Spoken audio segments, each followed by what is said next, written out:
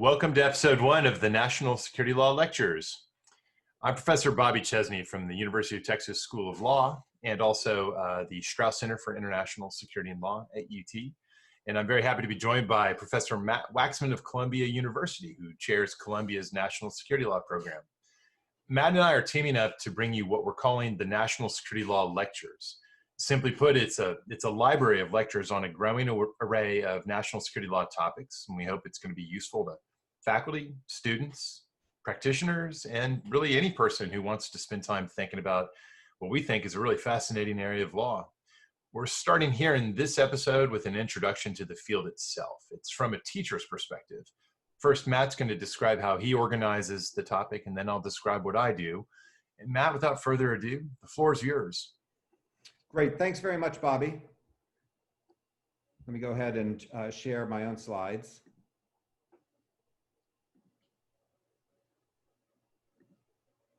There we go. Great, so let me talk about what is national security law. There isn't a good formal definition of the field, and one reason why it's hard to define is because it's so hard to define national security. National security is constantly evolving, our understandings of it are evolving, and so therefore is the field. I want to talk about how I organize the field, what I think is a good way to teach it, and then turn it over to Bobby to talk about how he organizes it. For starters, let me mention that I usually teach national security law as a course in American domestic public law. Obviously, there's a lot of international law that's relevant here too, law of armed conflict, arms control agreements, and so on. I teach those to the extent that they're incorporated into domestic law, and I'll try to give some examples of that. But I usually teach most significant international law dimensions of national security in an entirely different course. So I organize national security law around 3 core dilemmas. These are core dilemmas that face any democracy. First, national security threats may require that the executive branch act with speed and agility, in Alexander Hamilton's words in the Federalist Papers, with decision, activity, secrecy, and dispatch. So we have a structural dilemma. Second is a liberty dilemma. Sometimes there are difficult trade-offs between security of the nation and individual liberty, including freedom of movement, free expression, privacy, and so on. To be clear, I'm not saying that there is always a trade-off. There certainly is not, but sometimes there is, especially with regard to the liberty of specific individuals or groups. And then third is a secrecy dilemma, that sometimes in order to protect national security, the government needs to keep secret the details of how it's doing things or even what it's doing at all. On the other hand, representative democracy is premised on the idea of electoral accountability, and that means an informed electorate. So how do we mediate that dilemma between secrecy and transparency? I organize my course around those 3 dilemmas. In part 1, we spend a lot of time talking about the national security powers of each branch of government, and then usually do some deep dives into particular areas, especially authority to use military force. When may the government or which actors in the government may use military force, and how may they use military force? In part 2 of the course, we do some deep dives into some specific areas of national security and liberty. I tend to focus myself on detention and electronic surveillance, but also using some other examples like free speech. And then in part 3, we cover the secrecy dilemma by looking at some specific examples like the government's power to classify information and the regulation of covert action. That's something that Bobby has recorded an entire separate lecture on as part of this series. I'll just mention before going into some of these examples, in my own course, I like to spend a lot of time talking about how all 3 of these dilemmas have a history dating back to the early republic. We, of course, cover a lot of the kind of modern applications of these dilemmas, but these really are dilemmas that the constitutional framers and the founding fathers and those who governed in the early republic were wrestling with from the very beginning of the nation. We spend a lot of time in the class talking about this chart and coming back and back to it and ask whether law is establishing rules or standards based on substantive choices between competing values, interests, and so on, or it's establishing institutional balances or allocations of power. Which branch is making choices about where to draw lines or how to balance values, which branch or branches is policing whether those lines or balances are being respected. And often in this area, national security law, I think the big attention is on the institutional axis. How is authority allocated, especially among the branches? Inter-branch relations and checks are obviously a big focus, but also internal allocations of power and checks within the executive branch. There are also some interesting issues in this area involving relations between the federal government and the states. So this is a class in constitutional law, statutory law, administrative law, but it's also a class about institutional design. So turning to my first example of the use of military force, if we stick to the constitutional questions, the Constitution doesn't contain any express substantive limits on the use of force abroad. Constitutional law is almost entirely along the institutional axis. It's about allocating power among the branches, especially balancing executive unilateralism and congressional checks. There's very little judicial review at least on the merits of disputes in this area. And those few cases that have delved into the merits have generally done so really deciding the cases on institutional grounds. Of course, this is a familiar law school move.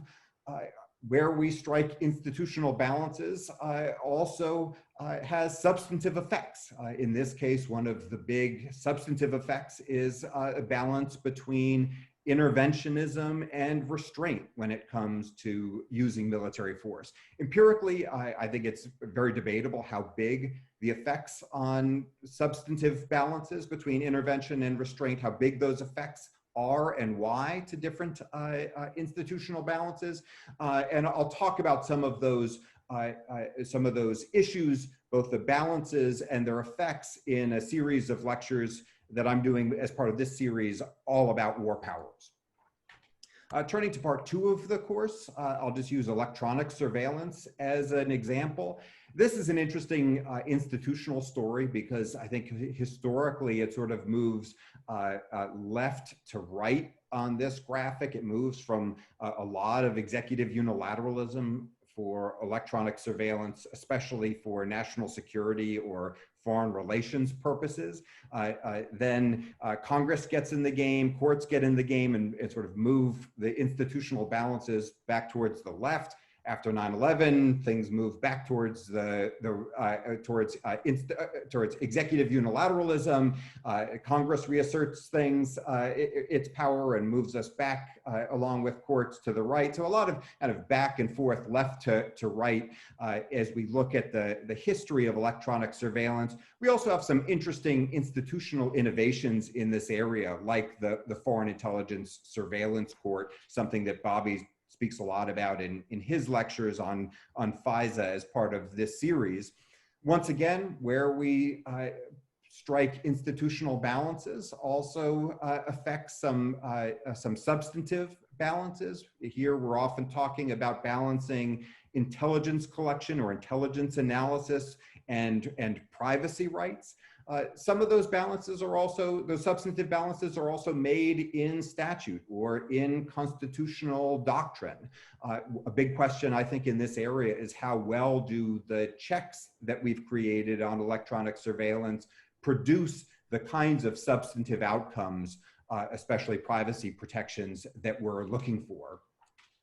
And then turning finally to part 3 of the course, using just as an example here, the regulation of covert action. Again, this is a story that moves mostly from left to right. You have a lot of executive unilateralism.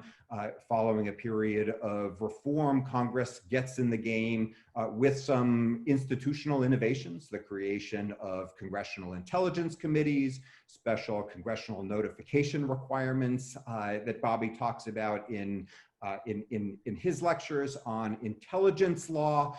So a big institutional story, mostly one here, almost entirely about relations between the executive branch and Congress. There's a big question here about substantive balances too, and even a question of what are the values that we're trying to balance when regulating covert action. We're mostly talking about how do we strike balances between secrecy of government action or agility of executive branch action with greater scrutiny.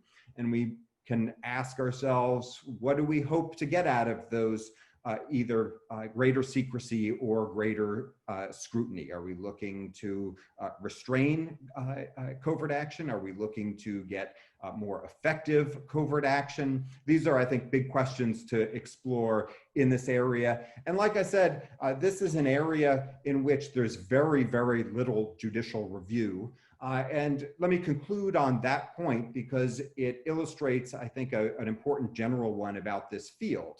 Compared to other areas of domestic public law, the judiciary is often quite passive in national security law. Not always, there are some huge exceptions to this, but often that's the case. There are some doctrinal reasons why courts are passive, questions about whether they'll entertain certain types of national security litigation at all, standing doctrine, political question doctrine, reluctance to recognize Bivens actions in these areas, evidentiary doctrines like the state secrets privilege that may result in dismissal of cases. And even if courts do reach the merits of issues in national security law, they often do so with very high levels of deference towards the political branches. So I think descriptively, one big feature of national security law is that it features courts in a much more passive role than in other areas of public law. Normatively, this raises big questions running throughout the class of should courts be playing a bigger role. It's very common in national security law debates to hear arguments that courts shouldn't be more involved, that it's not their constitutional role, that they lack the requisite expertise to intervene in these areas, that judicial intervention could undermine national security. One of the things I think that's so interesting about those arguments is that it's often courts themselves that are making those arguments about their own limitations in this field. So I think that's a good note to end on. That's basically just a quick summary of how I look at the field and how I teach it. Matt, thanks for that. Before I go into mine, if I could actually pause, I wanted to ask you a couple of questions because I really like the way that you organize the field, ironically, because it's different from how I do it, as we're going to see. I'm just more sort of doctrinal in how I approach it. So this is really helpful for me to see that more thematic framing. And as I thought about that, it somehow got me thinking about this. And I was wondering if you can answer both. What do you find is most challenging or difficult, given how you frame it? Like, what are the pieces that are the hardest to get across in the classroom, and what is it that makes that hard? But then conversely, what do you actually get the most joy from? What's the most fun to teach? Yeah, those are great questions. I'd say in terms of difficulty, by far the hardest aspect and one of the most important aspects to teach is about the role of the legislative branch. And I think there's a general problem with teaching about Congress in law schools, which is that there tends to be this very, very heavy focus on statutes, on the positive enactments of Congress. That the thing that Congress does is it passes the statute techniques. I think in general, but especially in national security law, if you're only focused on the statutes that Congress passes, you're missing 90% of what Congress does.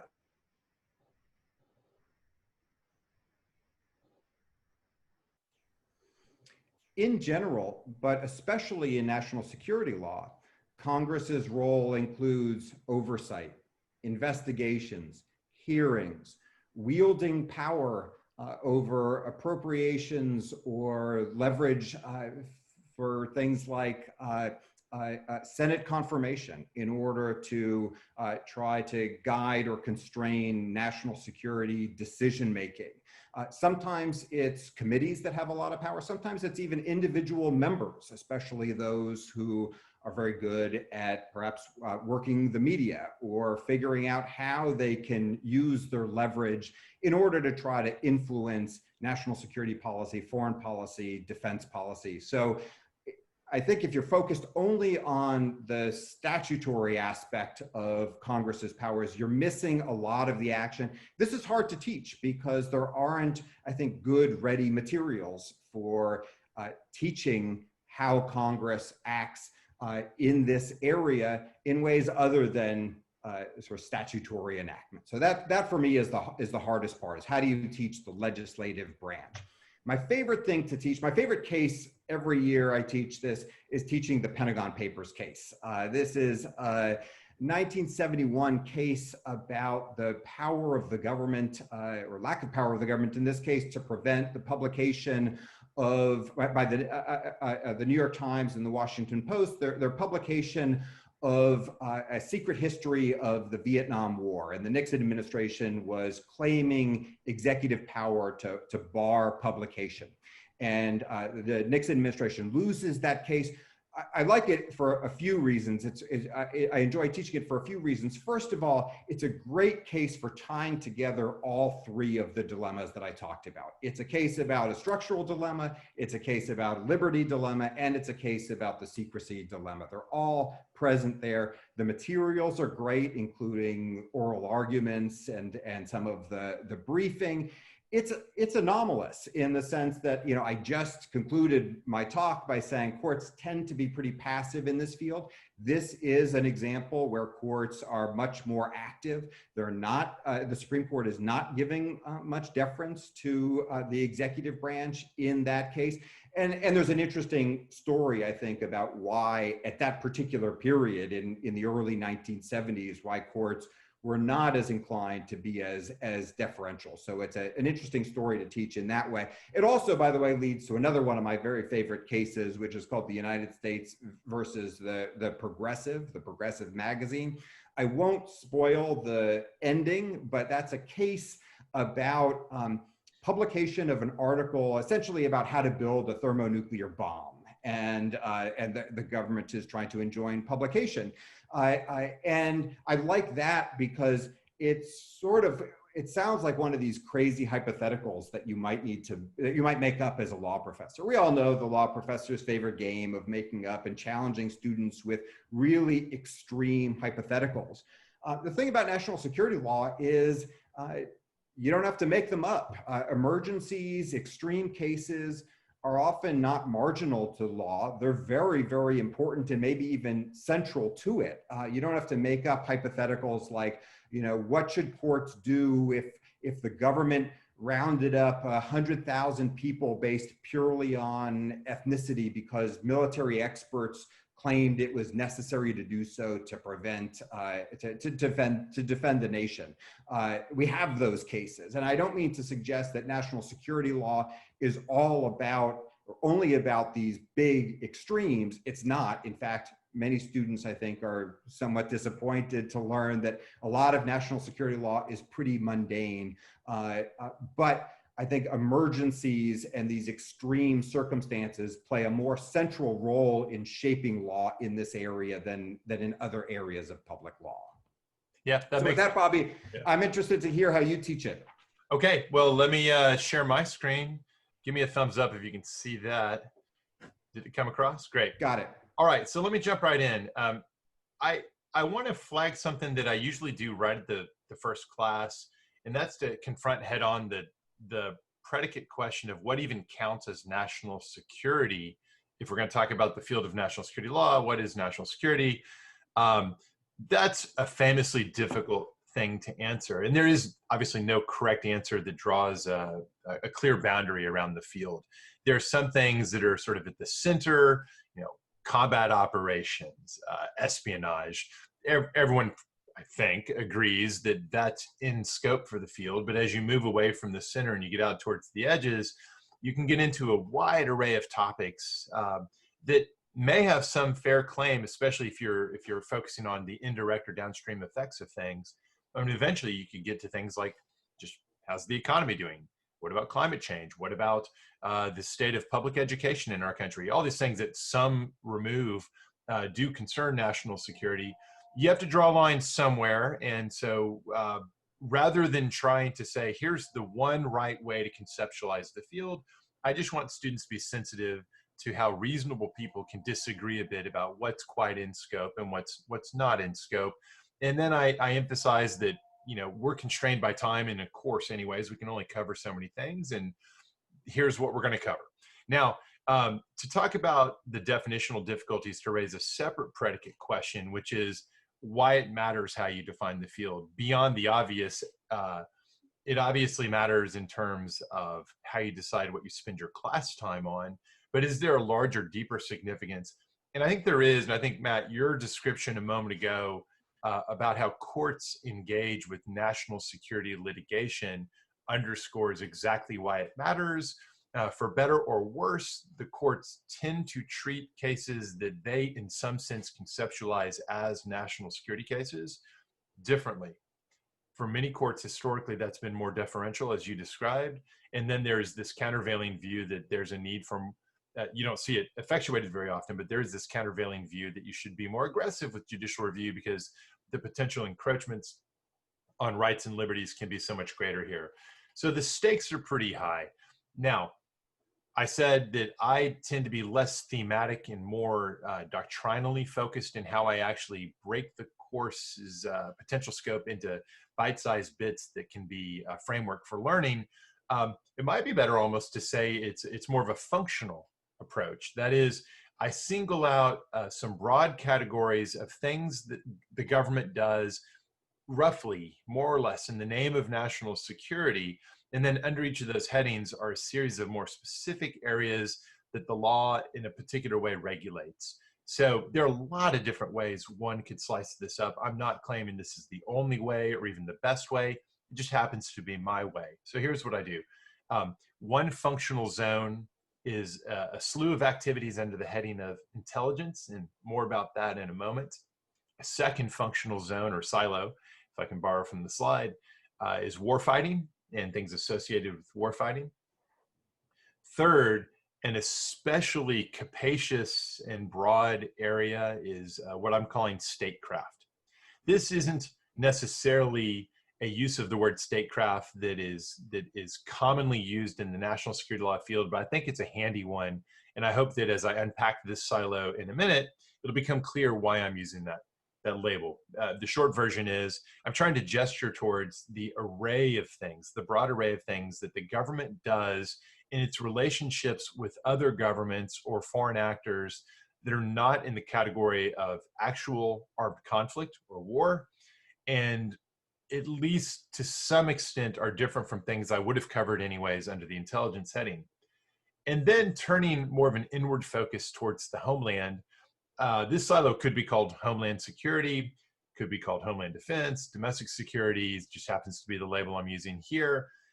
This is a bit of a catch-all for an array of things that sometimes are left out of a national security law course, but that certainly have their national security elements. And some of these have really been in the news of late. So I'm going to talk about that a little bit as well. So let me go back and unpack what I have under the hood for each of these silos. Oh, actually, wait, I've reminded myself, I also have some cross-cutting horizontals. These are things that matter across all the different national security functions that might engage in. Preserving secrecy is something that government entities that are engaging in intelligence activities, warfighting, statecraft, domestic security activities, preservation of secrecy is widely perceived, for better or worse, as a central feature enabling those activities to be successful. And as you pointed out earlier, Matt, it's typically viewed as in tension with the types of things we associate with democratic accountability in a free society, which I'm distilling here down into the even shorter phrase, trust, or word trust. I think that the right way to think about this is that they are in tension. Secrecy, the more you maximize that, the more difficulties you have with building trust, and vice versa. But I also think that it's proper to view both of these as obligations of the government, things that are enablers of these functions. That is, it's not just that intelligence activities in warfighting are going to be more effective if secrecy is preserved to a substantial degree, but if you can somehow at the same time build and establish public trust, those functions are going to work better and be more effective as well. So they both have that same cross-cutting quality, even though they are in tension with each other. So now let me unpack my silos, starting with intelligence. There are a lot of different things under the hood here. I do think it's important especially in a law school class setting, to begin with an orientation as to who the key institutional players are. So who's who in the zoo when it comes to the American intelligence community.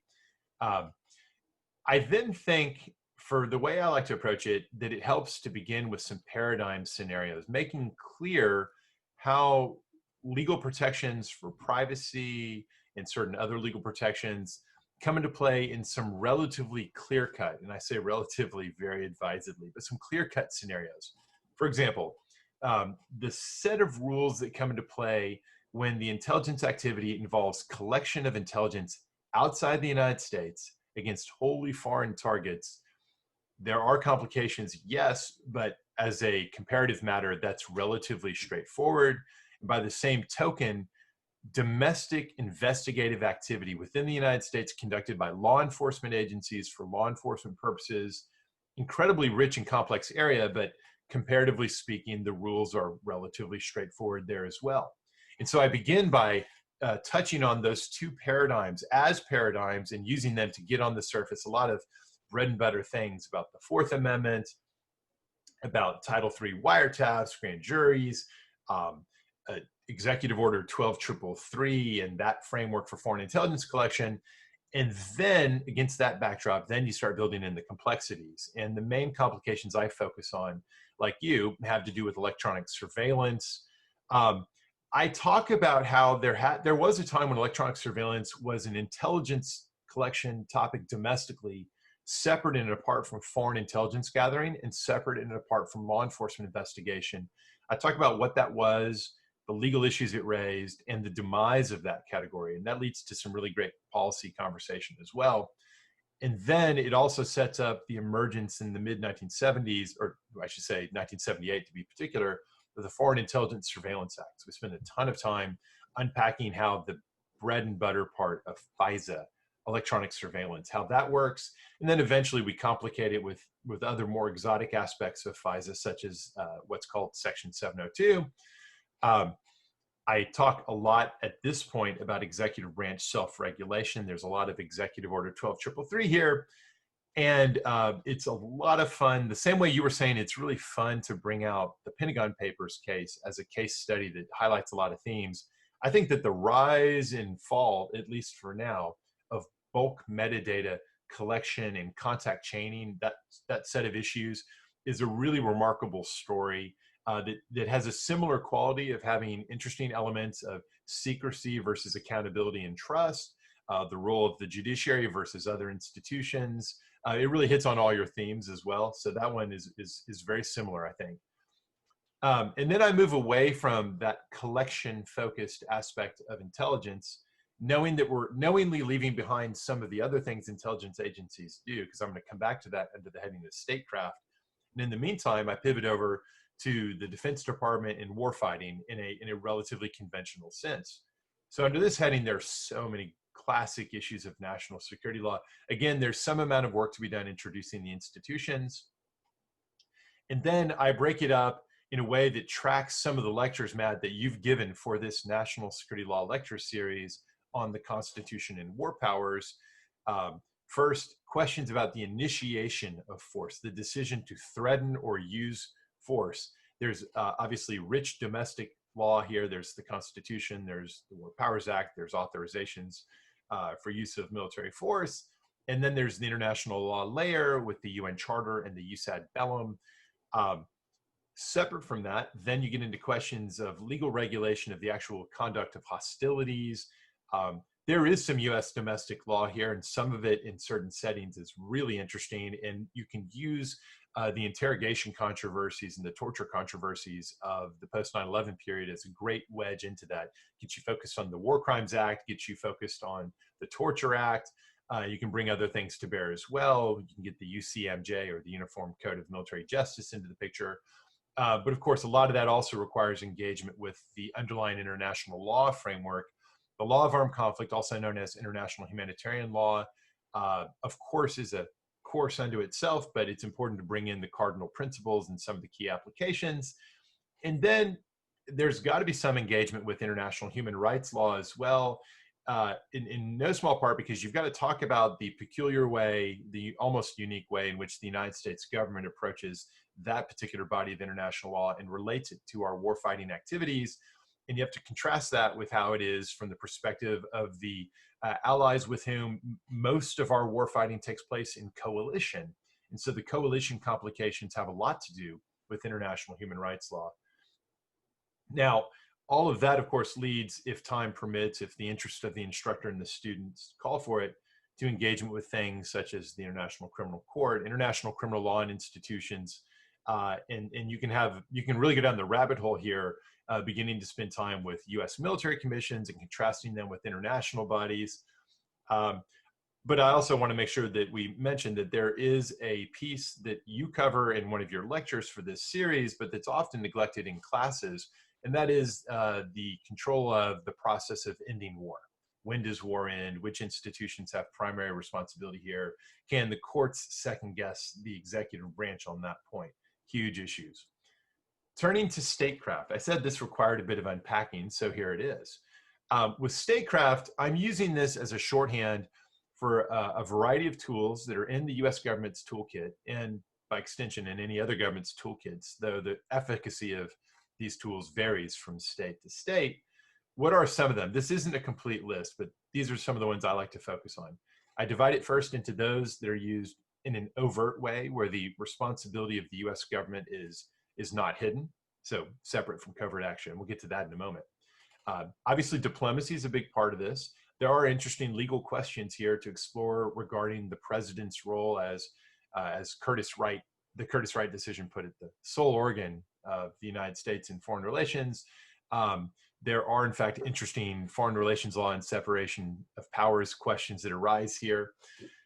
Economic instruments. Why, if you've been following, at the time we're recording this, Matt, TikTok and WeChat are in the news because the president has used the International Emergency Economic Powers Act, IEPA, to impose sanctions on these Chinese companies.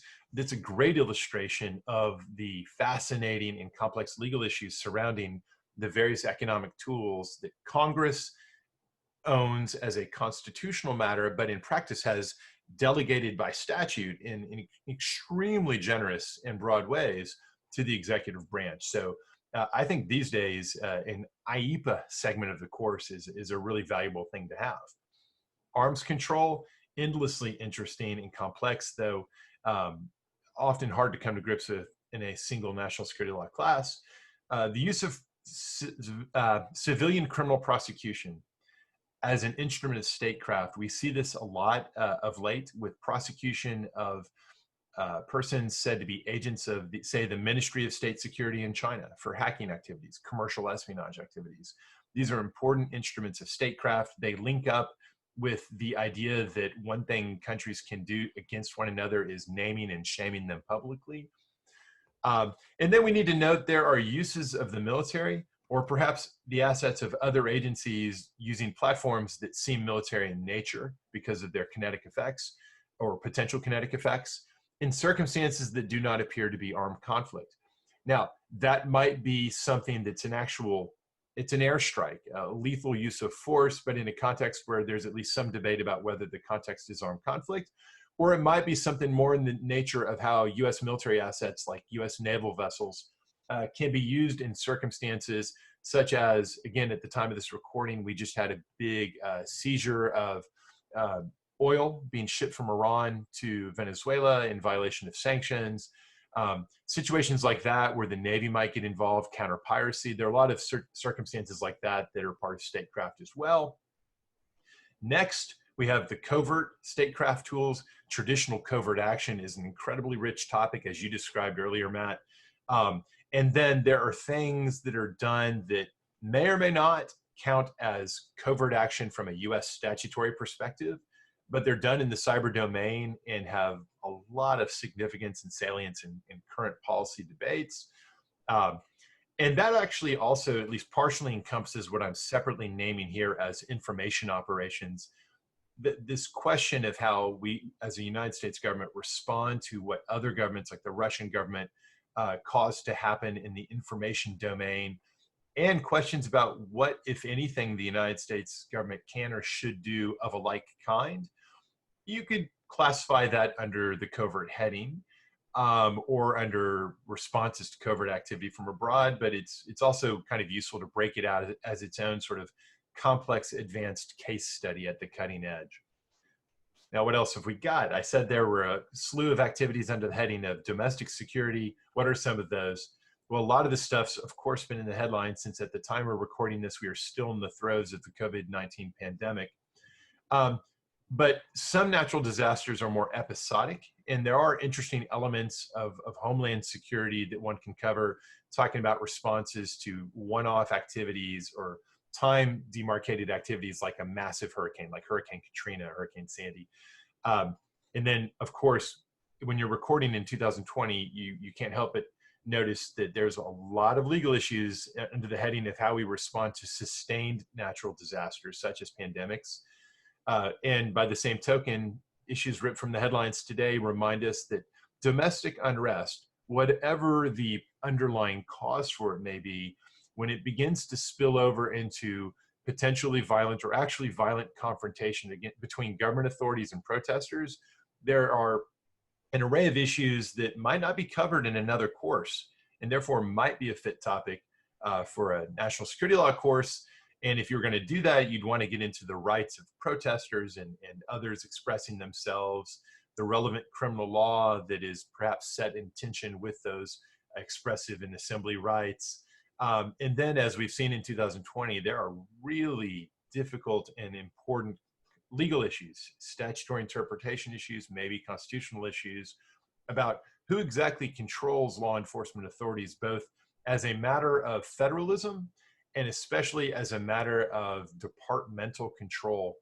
And that, of course, naturally leads to a discussion of control over the military. And here, when we begin to think about how important the Insurrection Act is, Posse Comitatus Act issues, those sorts of things are among the deepest bedrock elements of national security institutions and the legal regulation of them, and they fall under this heading.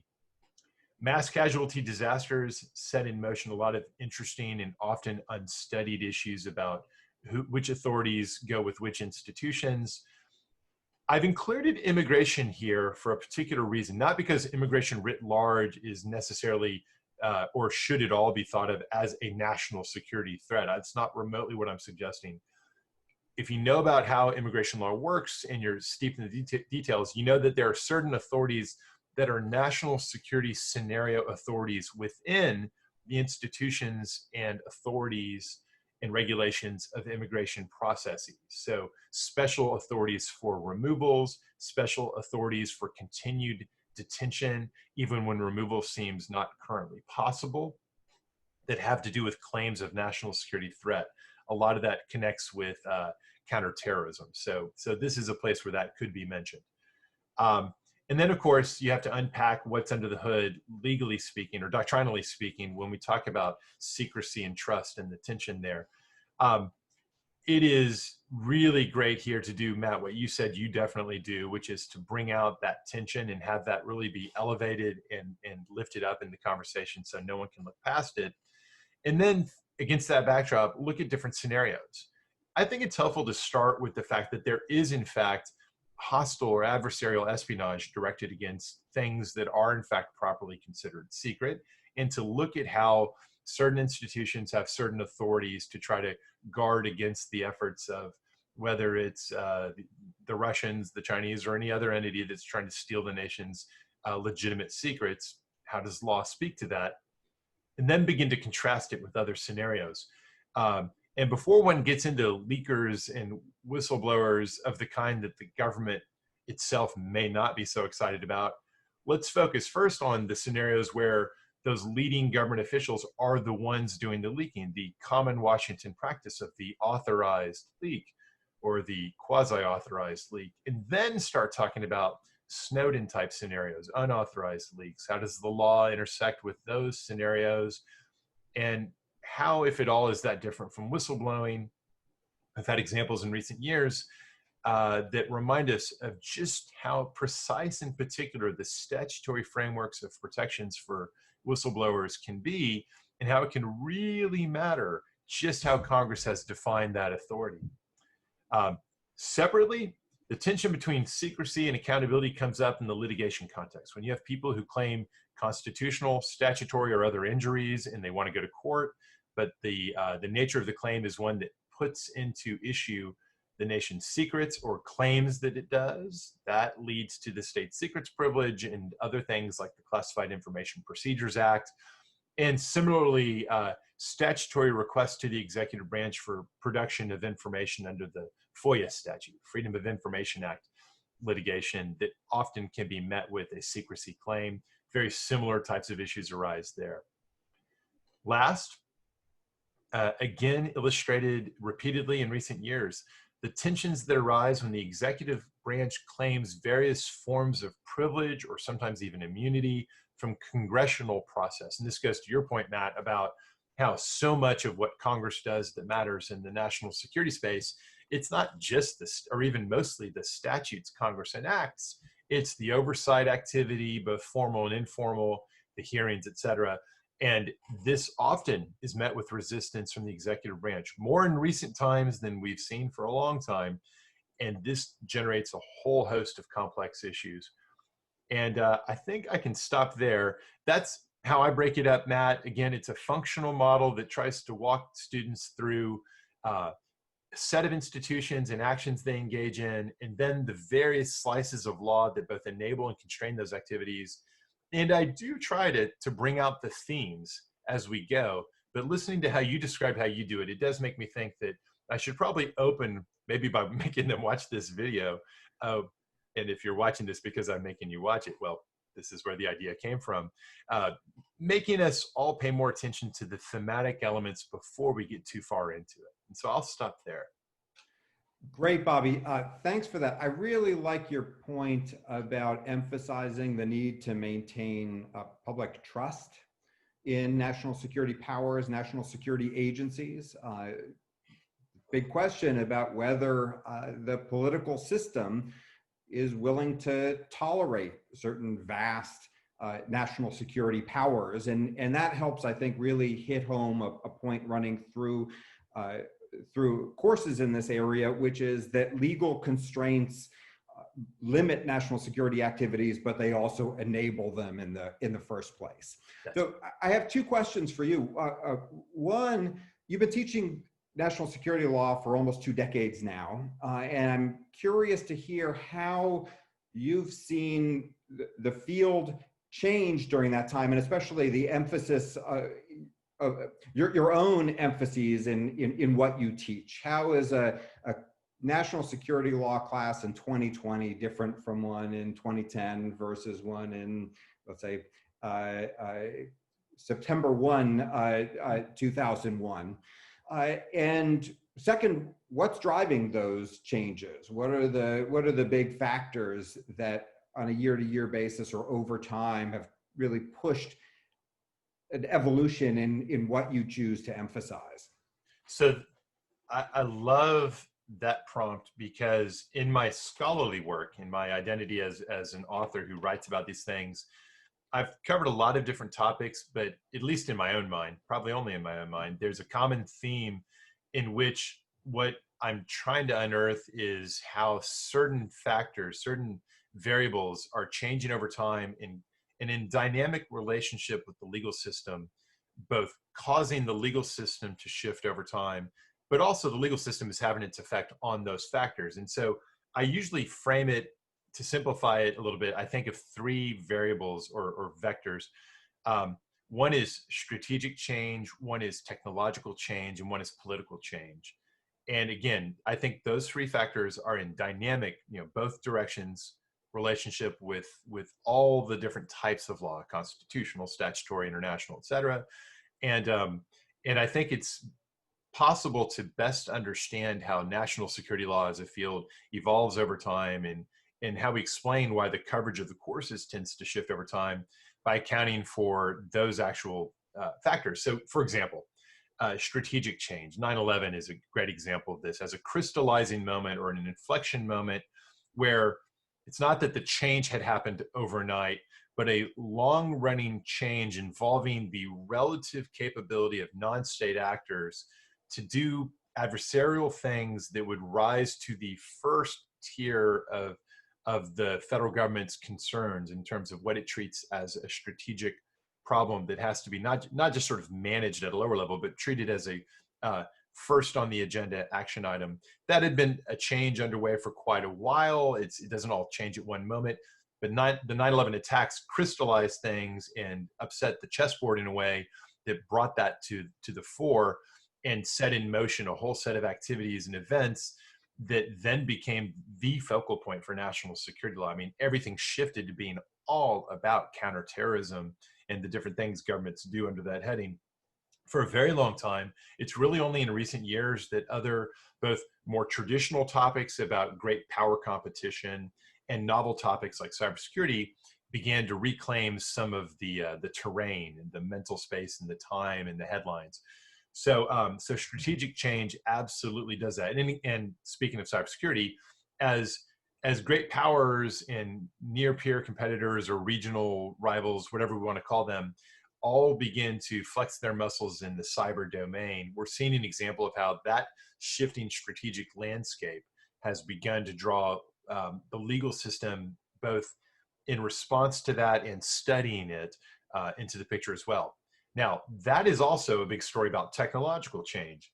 Technology change can really goose what it means for the law to be a certain way at one point in time. Then the technology changes, and the way the law was set up to be suddenly feels different. So third party doctrine in the Fourth Amendment is a classic example of this, where the Supreme Court in the 1970s develops the idea that you just don't have a reasonable expectation of privacy in information that's in the hands of a third party, like your bank or the phone company. There could be statutory protections, but the Fourth Amendment in the first instance is not going to protect that the way it would if that information was in your head or in your house, et cetera, or in a other private domain. And that was criticized from the beginning when those cases first dropped. But the meaning, the practical consequences of the doctrine in terms of what it made possible for the government to get without having to go get a warrant by reaching out to third parties to produce documents or other information. Once you move into the digital realm and we begin to live more and more of our lives digitally and online and in the information space, as we've learned in more recent Supreme Court cases, this is going to unsettle. It's changed the meaning of all that. And so the technological change shifts what the law perhaps needs to be. The law starts to move to catch up. We've seen a ton of this in the context of FISA and intelligence collection and surveillance. The whole idea of a category of national security law concerning cyber domain activities is all about that. And I would say the same is true about the ability of remotely piloted vehicles to bear arms and fire from a distance, where predator drones can carry out lethal strikes in circumstances that, as a practical matter, because of the gap between when you might have actionable intelligence and when you could pull the trigger, you just couldn't use lethal force in the same way before. That also was a big part of the post 9/11 national security law development for drone strikes. And then thirdly, politics. Political change for national security law doesn't happen often, but when it does, it turns out it's really disruptive. And over the past 4 years now, we've been living through this punctuated moment of change, punctuated by the president in his manifestation of distrust for what he derides as the deep state. And so the politics that one would have associated with national security institutions and issues 20 years ago, or let's say like 2003, what do you think the Republican Party's center of gravity is on NSA and surveillance and trying to monitor calls under the name of trying to catch Al-Qaeda communications, versus what do you think about certain surveillance activities today? If you ask about the same institutional actors in politics, it's obviously a much more muddled landscape. And there are reasons for this, but the point I'm trying to make is not a political one. It's just a descriptive observation that when the politics become different and when partisan identification about where, if you're this party, maybe you ought to be on a given national security law issues, when that begins to change, that really changes the possibilities for what statutes that sunset could realistically be renewed. And we've seen the demise of several surveillance authorities, some of which were not at all really controversial, one of which was that died this past year, and I think that's entirely attributable to the political shift. And it changes the art of the possible as to what will stay the law, what might become the law. And so all of that's part of why this is such a great field. Just to sum up, there are fields where the law is very static and it provides great predictability. And if you're operating under that law, this is very convenient and nice, unless, of course, you feel that it needs reform and the static nature of it makes it problematic. This is not such a field. This is a field where nothing seems to stay for long. There's always the possibility of strategic, technological, or even political change upsetting the apple cart. And so it stays constantly fresh and exciting, and certainly feels constantly ripped from the headlines. I think that's a great note to end on, Bobby. So let me thank you for teaming up with me on this lecture series, and thanks to those of you who are tuning in for watching. Thank you.